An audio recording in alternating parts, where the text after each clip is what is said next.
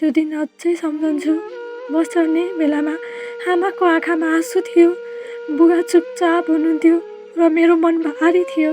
म मुस्कुराउन खोज्थेँ तर मनभित्र आधी चलेको थियो। परदेश पुगेपछि थाहा भयो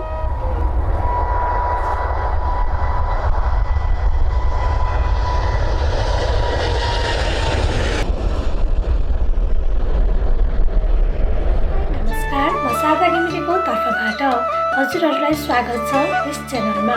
हजुरहरू नयाँ हुनुहुन्छ भने सब्सक्राइब गर्न चाहिँ नभुल्नुहोला।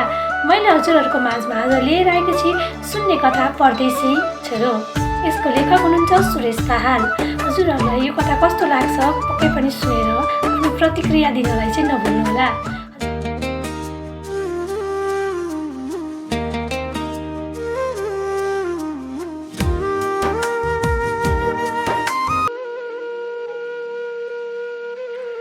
मेरो घरको आँगन सानो छ तर सम्झनाहरू धेरै ठुला छन्।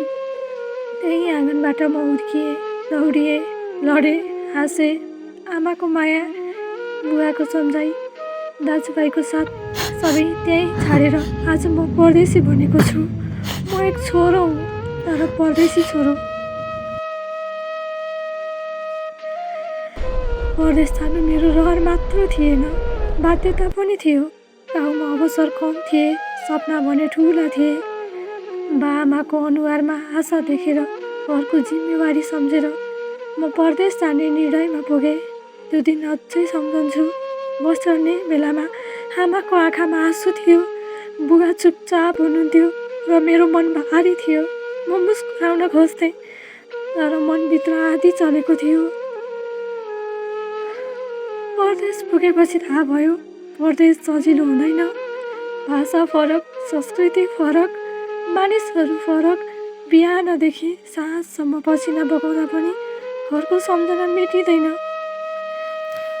काम सकिएपछि कोठामा बस्दा थकाइ मात्र होइन, एक्लोपन पनि साथमा आउँछ। मोबाइलको सानो पर्दामा बाबाको अनुहार देख्दा खुसी पनि लाग्छ अनि आँखाको कुनाबाट आँसु पनि झरेको पत्तै हुँदैन। चाडपर्व आउँदा परदेशी छोराको मन झन् भारी हुन्छ।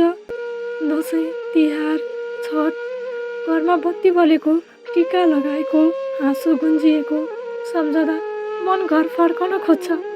तर जिम्मेवारीले खुट्टा बाँधेको हुन्छ। अर्को वर्ष पक्का आउँछु भनेर आफूलाई नै सम्हाल्नुपर्छ। तर परदेशी छोरो कमजोर हुँदैन। ऊ आफ्नो दुःख लुकाएर घरको सुख खोज्छ। आमाको औषधि, भाइ बहिनीको पढाइ, घरको ऋण यी सबै उसको परिश्रमसँग जोडिएका हुन्छन्। ऊ पसिनाको मूल्य पैसा मात्र होइन, परिवारको मुस्कानमा नाप्छ। कहिलेकाहीँ सोचिन्छ यदि आफ्नै देशमा पर्याप्त अवसर भएको भए कति छोरा विदेशी बन्ने थिएनन् होला। कति आमाको काख खाली हुने थिएन। कति बाबु बुढेसकालमा एक्लो हुने थिएनन्।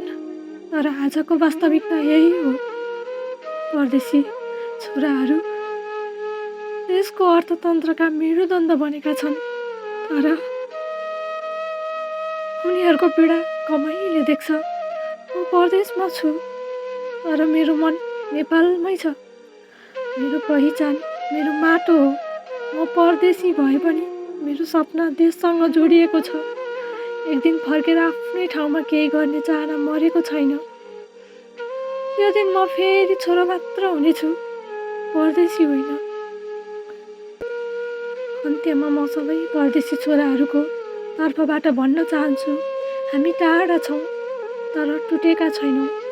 हामी एक्ला छौँ तर हार मानेका छैनौँ। आमा बुवाको आशीर्वाद र देशप्रतिको माया हाम्रो शक्ति हो। परदेशी छोरोको कथा दुःखको मात्र होइन, सङ्घर्षको, त्याग र आशाको कथा पनि हो। धन्यवाद।